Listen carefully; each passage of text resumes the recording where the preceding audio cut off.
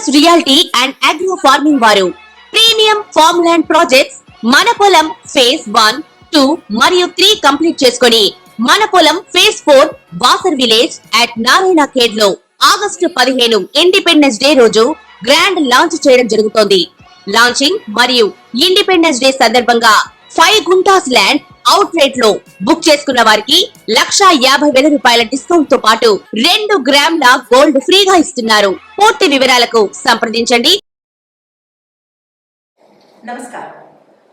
క్రోధినామ సంవత్సరం ఆశ్వేజ మాసం మేషాది ద్వాదశ రాశుల వారికి దశ దిశ ఎలా ఉండబోతోంది, నవగ్రహాలు వారి యొక్క దశ దిశ ఎలా ఉండబోతోంది, ప్రథమార్థంలో ఎలా ఉంటుంది, ద్వితీయార్థంలో ఎలా ఉంటుంది అనే వివరాలన్నీ ఇప్పుడు మనం తెలుసుకుందాం. అయితే మాస ఫలితాలన్నీ ప్రథమార్థంలో ఒక రకంగా ఉంటాయి, ద్వితీయార్థంలో ఒక రకంగా ఉంటాయి. ఎందుకు అంటే గ్రహాలు చలనాలు చేస్తుంటాయి కాబట్టి మనకి కొంచెం తేడాలు వస్తుంటాయి. అయితే ఈ ఫలితాలు, ఈ మాస ఫలితాలు కానీ రాశి ఫలితాలు కానీ మనకి గోచార రీత్యా సంబంధించినవే తప్ప వ్యక్తిగత పరిశీలన కాదు అని చిన్న సూచన. మీ వ్యక్తిగత ఫలితాలు కావాలి అంటే కనుక మీ డీటెయిల్స్తో మీ సంబంధిత పండితులను కలిసి వివరంగా తెలుసుకోవాల్సిందిగా కోరుతున్నాను. తదుపరి సింహరాశి. సింహరాశి మఖ 1, 2, 3, 4 పాదాలు, ఉప 1, 2, 3, 4 పాదాలు, ఉత్తర 1వ పాదం. అక్టోబర్ 3వ తారీఖు నుంచి నవంబర్ 11వ తారీఖు వరకు 2వ ఇంట రవి బుధులు, 3వ ఇంట కుజులు. వీటి వలన వ్యాపార మూలకంగా ధన నష్టము, సర్వత్రా సౌఖ్యము, మంచి ఆరోగ్యము, గొప్ప విద్వాంసులతో పరిచయము, సంతోషము, సంతానం మూలకంగా సుఖము, శాంతి, ఉత్సాహము, ధనప్రాప్తి, బంధుమిత్రులతో సుఖ సంతోషాలు, బిందు వినోదాలలో పాల్గొంటారు. సంవత్సర ఫలితాలు ఎలా ఉన్నాయి చూద్దాం. రాహు, శని, కేతు, గురు వీరు ఏ ఫలితాలను ఇస్తారో ఇప్పుడు చూద్దాం. ముందుగా గురు ఫలితం వలన కులాచారం ముందు శ్రద్ధ వహిస్తుంది. కులాచారం అంటే ఎవరి కులాలలో ఉండే ఆచారాలను పాటించాలి అనే సద్బుద్ధి కలుగుతుంది అనమాట. భోజన సౌఖ్యము, స్త్రీ మూలకంగా అప్రతిష్ట కలిగే అవకాశం ఉంది, తగు జాగ్రత్త. ధనధాన్యములు నష్టము అయ్యే సూచన కనబడుతోంది కాబట్టి కొంచెం జాగ్రత్తగా వ్యవహరించవలను. వృధాగా తిరగడం, బంధుమిత్రులను దూషించడము జరుగుతుంది. శని యొక్క ఫలితం వల్ల విదేశీయానము, దూర ప్రదేశాలకు ప్రయాణము, అనారోగ్యము, కుటుంబం నందు కొన్ని చిన్నపాటి చిక్కులు, ధన నష్టము, మనోవిచారములు పెరుగుతాయి. భయములకు హేతువైన సంఘటనలు కొన్ని జరిగే సూచన కనబడుతోంది. తద్వారా చెడు ఫలితాలను సొంతం చేసుకునేటట్టుగా పడచూపుతోంది కాబట్టి తగు జాగ్రత్తలు చెప్పడం జరిగింది. రాహు యొక్క ఫలితం వల్ల క్రూర జంతువులతో చాలా జాగ్రత్తగా ఉండాలి.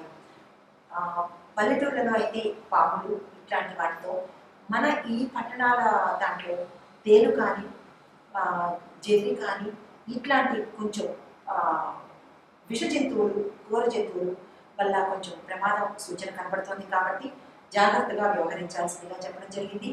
ప్రభుత్వంతో ఇబ్బందులు, తరచూ ప్రయాణాలు చేయడం వల్ల అలసట, అనుకున్న పనులు కాకపోవడం వల్ల మనోవిచారము. కేతు ఫలితములు వివిధ రూపములో మీకు ధనము లభిస్తుంది, కీర్తి ప్రతిష్టలు పెరుగుతాయి, ప్రజలలో పలుకుబడి కలుగుతుంది, సర్వత్రా మీకు అనుకూలత కేతు ఇవ్వబోతున్నాడు. తదుపరి అక్టోబర్ నెలలో రవి కన్యలో సంచరించడం వల్ల ధనక్షయము, సుఖహీనత అంటే సుఖం కొంచెం కొలబడుతుంది. సుఖం అంటే ఏంటి, మనశ్శాంతి లేకపోవడమే కదా, కాబట్టి కొంచెం జాగ్రత్తగా ఉండాలి. పరులచే వంచన పొందుతారు, మీరు నమ్మిన వారే మిమ్మల్ని వంచన చేసేటట్టుగా కనబడుతుంది, జాగ్రత్తగా ఉండాలి. బుధుడు, శుక్రుడు తులలో సంచరించడం వల్ల శత్రు మూలకంగా ధనము, భయము అంటే ధనహీనము, భయము కలిగేటట్టుగా కనబడుతోంది. నూతన ఉద్యోగ ప్రయత్నాలు కనుక చేసినట్టయితే మంచి విజయాన్ని సాధిస్తారు. ఈ నెలలో విద్యార్థులకు, ఉద్యోగస్తులకు, వ్యాపారస్తులకు అందరికీ అత్యంత అనుకూలమైన కాలంగా చెప్పడం జరిగింది. కుటుంబ పరంగా, సంతాన పరంగా మీకు అన్ని రకాలుగా సుఖంగా ఉంటుంది. బంధుమిత్రులను, పాత స్నేహితులను కలిసే సూచన కనబడుతోంది. శత్రువులు మిత్రులుగా మారే అవకాశం కనబడుతోంది.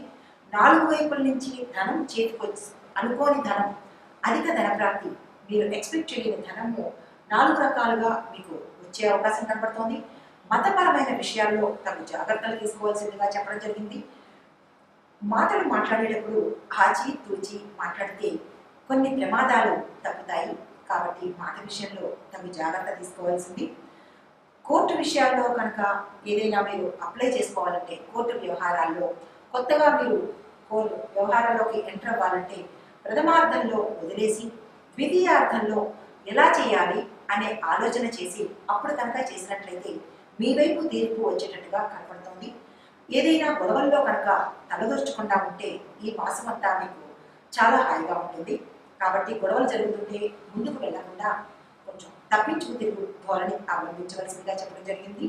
అయితే ద్వితీయార్థంలో మీరు ఏ ప్రయత్నాలు చేసుకోవాలన్నా, అంటే శుభకార్యాలు కానీ ఏదైనా మార్పు చేర్పులు కానీ చేసుకోవాలనుకుంటే ప్రథమార్థంలో మీరు ప్లాన్ చేసుకుని దాని అమలు ద్వితీయార్థంలో కనుక చేసినట్టయితే చక్కని ఫలితాలు పొందుతారు. ఊరికే ఊరుకోవడం, ఎందుకు కూర్చోవడము అనేటట్టుగా ధోరణి పెట్టుకోకుండా తగినంత కష్టాన్ని, తగినంత వ్యాపకాన్ని పెట్టుకుంటే అన్ని విధాలా మంచిగా చెప్పడం జరిగింది. మీరు ఏ ప్రయత్నాలు చేసినా, అంటే సంతానం కోసం మీరు ఏ ప్రయత్నాలు చేసినా ఈ మాసం అంతా మీకు అనుకూలమైన మాసము. సంతానం కావాలనుకునేవారు సుబ్రహ్మణ్యేశ్వర స్వామికి మంగళవారం నియమాలు పాటిస్తూ, ఏకభక్తం చేస్తూ, స్వామివారికి అభిషేకాలు చేసుకుంటూ, ఎర్రని పుష్పాలతో పూజిస్తూ, స్వామివారికి ఇష్టమైన చలివిడిని నైవేద్యంగా పెట్టి స్వామివారి దేవాలయాలు కనుక సందర్శించినట్లయితే చాలా ఫలితాలను పొందవచ్చు. త్వరగా ఫలితాన్ని పొందుతారు. ఓం సుబ్రహ్మణ్యేశ్వర స్వామినే నమః లేదా ఓం స్కందాయ నమః చాలా చిన్ని మంత్రం కాబట్టి దీన్ని పెడచెవిని పెట్టకుండా ఈ మంత్రం సంతానం కావలసిన వారు తప్పకుండా 108 సార్లు కనుక చదువుకున్నట్టయితే ఇది నోటికి వచ్చేసే మంత్రమే. ఓం స్కందాయ నమః లేదా ఓం సుబ్రహ్మణ్యేశ్వర స్వామినే నమః ఈ మంత్రాన్ని కనుక మీరు మనసులో పెట్టుకుని నిత్యం జపించుకుని సంకల్పం చెప్పి కనుక చేసుకున్నట్టయితే మీరు సంతానాన్ని పొందే అవకాశం కనబడుతోంది. కాలసర్ప దోషాలు ఉన్నవారు లేదా పితృదోషాలు ఉన్నవారు కూడా ఈ మంత్రాన్ని చక్కగా చేసుకోవచ్చు. కాలసర్ప దోషం అంటే సుబ్రహ్మణ్యేశ్వర స్వామి అధిష్టాన దేవత కాబట్టి మీరు స్వామివారిని అర్చించవచ్చు. వివాహం లేట్ అవుతున్నా లేదా వివాహం కావాలనుకున్న వారు కూడా ఇదే మంత్రాన్ని మీరు మంగళవారం నియమాలు పాటిస్తూ చేసుకున్నట్టయితే త్వరలో మీకు వివాహ యోగ్యం కలుగుతుంది. ఈ మాసంలో ఎప్పుడైనా సరే మీరు చేసుకోవచ్చు. మీకు అత్యంత అనుకూలమైన మాసం.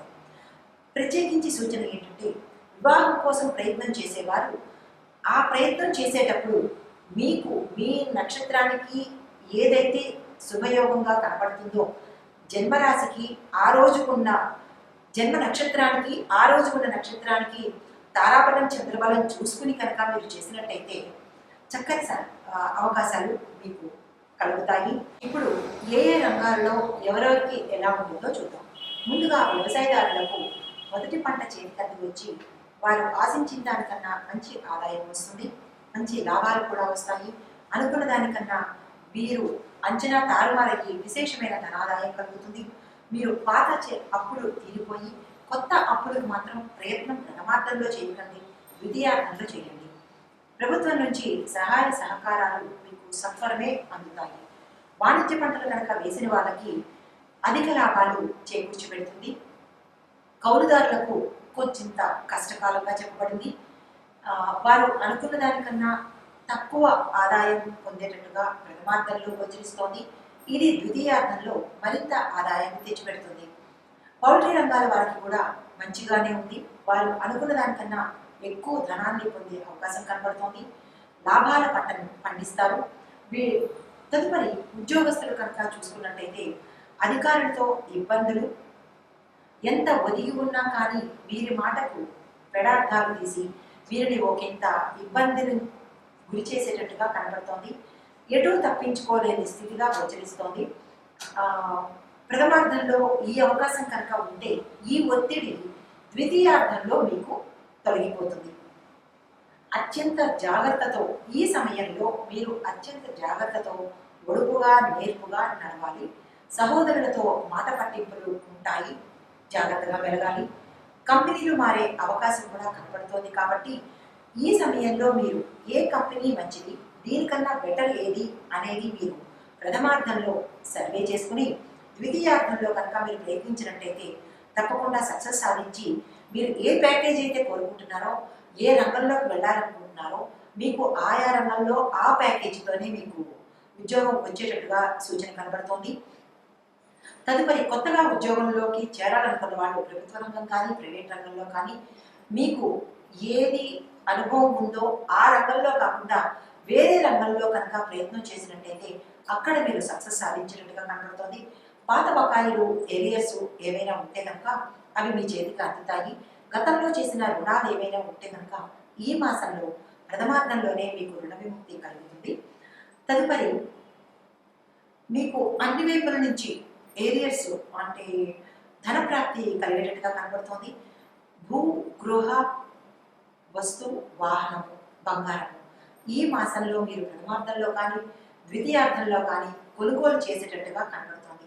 ఒకవేళ చేసేటట్టుగా ఉంటే కనుక ఆ ఆలోచన ఉంటే ఏదైతే మీరు కొనుగోలు చేద్దామనుకుంటున్నారో మీ నక్షత్రానికి సరిపడ నక్షత్రం మంచి నక్షత్రం చూసుకొని పండితులకు చూపించి లేదా మీరే చూసుకొని కనుక ఆ ప్రయత్నం చేసినట్టయితే సక్సెస్ సాధించే అవకాశం కనబడుతోంది. తదుపరి రాజకీయ రంగం వారికి మిశ్రమ ఫలితాలు కనిపిస్తోంది. ప్రజల నుంచి అధిష్టానం దగ్గర నుంచి కూడా మంచి ఆదరణ కనబడుతోంది. మీరు ఏ పదవిలో ఉంటారో దానికి మించిన పదవికి వెళ్ళే అవకాశం గోచరిస్తోంది. ప్రథమార్థంలో ప్రయత్నం చేసి దాన్ని ద్వితీయార్థంలో కనుక మీరు అమలుపరిచినట్టయితే మీరు కోరుకున్న పదవి మంచి ఓట్లతో గెలిచే అవకాశం కనబడుతోంది. కానీ దాన్ని మీరు మాట మంచితనంతో మీ చాకచక్యంతో ప్రజల సమస్యలను పరిష్కరించితే కనుక మీరు ఆ స్థానంలో చిరస్థాయిగా నిలిచిపోయే అవకాశం కనబడుతోంది. విద్యార్థులకు చూసుకున్నట్టయితే జ్ఞాపక శక్తి పెరుగుతుంది. మంచి ర్యాంకులు వస్తాయి. కోరుకున్న సీటు మీ వశమవుతుంది. విదేశంలో చదవాలి అని అనుకున్న వారికి ప్రథమార్థంలో అప్లికేషన్ పెట్టుకుని ద్వితీయార్థంలో కనుక మీరు ప్రయత్నం చేసినట్టయితే సక్సెస్ సాధిస్తారు. ఈ కోర్సు కాకుండా వేరే ఏదైనా కోర్సులో చేరాలి అని అనుకున్న వారు బుధవారం నాడు కనుక ప్రయత్నం చేసినట్టయితే సక్సెస్ సాధిస్తారు. తర్వాత గణేష ప్రార్థన, సరస్వతి ప్రార్థన తప్పక చేయవలసిందిగా సూచన. గణేష మంత్రం, సరస్వతి మంత్రం చేయాలి. గణేష అష్టకం కానీ సరస్వతీదేవి అష్టోత్తర శతనామావళి కానీ చేసుకున్నట్టయితే సత్వరమే మీకు ఫలితాన్ని కనిపిస్తుంది. గణేష మంత్రం ఓం ఐ గం గణపతియే నమః, ఓం ఐ గం గణపతియే నమః అనే ఈ మంత్రాన్ని నిదానంగా 108 సార్లు జపించుకుని గరికమాలను స్వామివారికి సమర్పించి కుడుములు కానీ చెరుకు కానీ అరటిపండు కానీ లేదా బెల్లాన్ని కానీ నైవేద్యం పెట్టి మీ కోరికలు కనుక స్వామివారికి విన్నవించుకున్నట్లయితే సత్వరమే మీరు అనుకున్నది సాధిస్తారు. సరస్వతీదేవి అమ్మవారి దగ్గరికి వచ్చేటప్పటికి ఓ వాగ్దేవ్యై నమః అనే మంత్రాన్ని మళ్ళా చెప్తున్నాను. అక్షర దోషం లేకుండా చదవండి.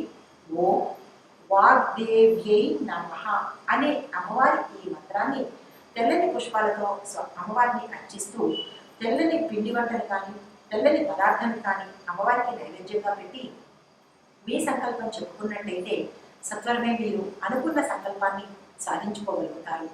తదుపరి విదేశ విద్యలకు కానీ విదేశాలలో వెళ్ళాలి అనుకున్న వాళ్ళు కానీ ఆయా ఇన్స్టిట్యూషన్స్ కానీ యూనివర్సిటీని కానీ మీరు ముందుగా ఎంక్వైరీ చేసుకొని ప్రథమార్థంలో మీరు ప్రయత్నం చేసినట్టయితే ద్వితీయార్థంలో దానికి కనుక అమలుపరిచినట్టయితే మీరు అనుకున్నది వెంటనే వెళ్ళగలుగుతారు. తదుపరి పరిహారాలు, సూచనలు. మరింత మంచి ఫలితాల కోసము, మరింత సత్వరంగా మీ కోరికలు తీరడం కోసము చిన్న చిన్న పరిహారాలు, సూచనలు చెప్పడం జరిగింది. ఇవి నక్షత్రాల వారీగా చెబుతాను. మఖా నక్షత్రం వారు సంకష్టహర గణపతి వ్రతం చేయండి. ఉలవచారు తరచుగా వాడుతూ ఉండండి. గణేష ఆలయాలను సందర్శిస్తూ ఉండండి. కనీసం మంత్రాలు కానీ గణేష స్తుతులు కానీ తరచూ వింటూ ఉండండి. నోటికి వస్తే తరచూ చెప్పుకుంటూ ఉంటే చాలా మంచిది. గరికపాలను స్వామివారికి సమర్పించండి. బుధవార నియమాలను తప్పనిసరిగా పాటించండి. ఆయనకు ఇష్టమైన వంటను కానీ లేదా పండును కానీ లేదా ఆయనకు ఇష్టమైనది ఏదైతే ఉంటుందో అది స్వామివారికి సమర్పించండి. ఇవేమీ కాదు అని అనుకున్నప్పుడు, చేయలేము అనుకున్నప్పుడు ఎవరైనా ఒక విద్యార్థికి ఒక పుస్తకాన్ని కానీ ఒక పెన్నును కానీ మీరు వారికి సంతోషంతో బహుమానంగా ఇవ్వండి. ఆ గణేష్ మహారాజు చాలా సంతోషిస్తాడు, మీ కోరికను నెరవేరుస్తాడు. తదుపరి పుబ్బా నక్షత్రం వారు కొల్హాపురి అమ్మవారి దర్శనం చేయండి. కుదరదు అని అనుకుంటే అమ్మవారిని మనకి దేవాలయాలు, ఇంటి చుట్టుపక్కల ఉన్న దేవాలయాలు, అమ్మవారి దేవాలయాలు సందర్శించండి. ఓం శ్రీ అనే మంత్రాన్ని కానీ, ఓం కమలే కమలాలయే అనే మంత్రాన్ని కానీ, ఓం శ్రీ మహాలక్ష్మి నమః లేదా ఓం శ్రీ ఇవేవీ చెప్పలేము మాకు రాదు అని అనుకున్న వాళ్ళు ఓం శ్రీ అనే మంత్రాన్ని 108 సార్లు చదువుకున్నట్లయితే అమ్మవారికి ఇష్టమైన సమయం సాయంత్రం సమయం. మహాలక్ష్మి తల్లికి సాయంత్రం పూట చాలా ఇష్టమైన సమయం కాబట్టి అమ్మవారి ముందు కూర్చుని పాలను నైవేద్యంగా పెడితే క్షీరాన్ని కానీ క్షీర అన్నాన్ని కానీ నైవేద్యంగా పెట్టి ఈ మంత్రాలలో ఏదో ఒకటి మీకు అనుకూలమైనది మీ శక్త్యానుసారం కనుక చదువుకున్నట్టయితే ఆ మహాలక్ష్మి అమ్మవారి యొక్క అనుగ్రహానికి మీరు పాత్రులు కాగలుగుతారు. తదుపరి అమ్మవారికి ఇష్టమైన రంగును మీరు దేవాలయంలో ఒక వస్త్రం కానీ చీరలు కానీ మీ శక్తి అనుసారం అమ్మవారికి ఇష్టమైన రంగును దేవాలయంలో సమర్పించండి. తదుపరి శుక్రవారం నియమాలను కనుక పాటించినట్లయితే అమ్మవారికి ఇష్టమైన వంటకాన్ని నైవేద్యంగా పెట్టండి. ఇది తప్పనిసరిగా సూచనగా చెప్పడం జరిగింది. ఉత్తరా నక్షత్రం వాళ్ళు ఓం గృణి సూర్యాయ నమః అనే మంత్రాన్ని మరలా చెప్తున్నాను. ఓం గృణి సూర్యాయ నమః అనే మంత్రాన్ని సూర్యోదయం వేళ ఆదివారం పూట 108 సార్లు సూర్యుడికి అర్ఘ్యమిస్తూ రాగి పాత్రలో అర్ఘ్యమిస్తూ తులసి చెట్టు మొదట్లో కనుక ఈ కార్యక్రమాన్ని చేస్తూ ఈ మంత్రాన్ని కనుక చదువుకుంటే మీకు ఏవేవి ఆటంకాలు ఉన్నాయో ఆరోగ్యపరంగా కానీ వృత్తిపరంగా కానీ వ్యాపారపరంగా కానీ కుటుంబంలో కానీ అవన్నీ మీరు అధిగమిస్తారు అని చెప్పడం జరిగింది. ఆదివారం నియమాలు పాటించండి. ప్రతి ఆదివారము ఏకభుక్తం చేయండి. సూర్యుడి మంత్రం కానీ సూర్య ఆరాధన కానీ సూర్యదేవుడి తలుచుకున్నా సరే మీకు చాలా విశేషమైన ఫలితాన్ని ఇస్తుంది. ఆదివారం పూట మాంసాన్ని నిషేధించడం ప్రత్యేకించి చెప్పడం జరిగింది. ఆ మంత్రం కనుక నోరు తిరగలేదు అని అనుకున్న వాళ్ళు ఏమీ మేము చేయలేము అని అనుకున్న వాళ్ళు సూర్యగాయత్రి చేయండి. అది మాకు నోటికి రాదు అని అనుకున్న వాళ్ళు ఓం సం సూర్యాయ నమః ఇది రాకుండా ఉండదు కదా. సో ఈ మంత్రాన్ని మీరు తప్పకుండా 108 సార్లు విధిగా చేయవలసిందిగా సూచన చెప్పడం జరిగింది. సూర్యోదయానికి తర్వాత చేస్తే కనుక ఇది అంత ఫలితాన్ని ఇవ్వదు. కాబట్టి సూర్యోదయం చూసుకొని ఆదివారం పూట ప్రత్యేకించి సూర్యోదయం టైం చూసుకొని ఆ టైంలో కనుక చేసినట్టయితే విశేషమైన ఫలితాన్ని మీరు తప్పకుండా పొందుతారు. తదుపరి ఆరోగ్య ప్రదాత సూర్యుడు కాబట్టి తప్పకుండా ఇచ్చి తీరాలి, ఇస్తాడు.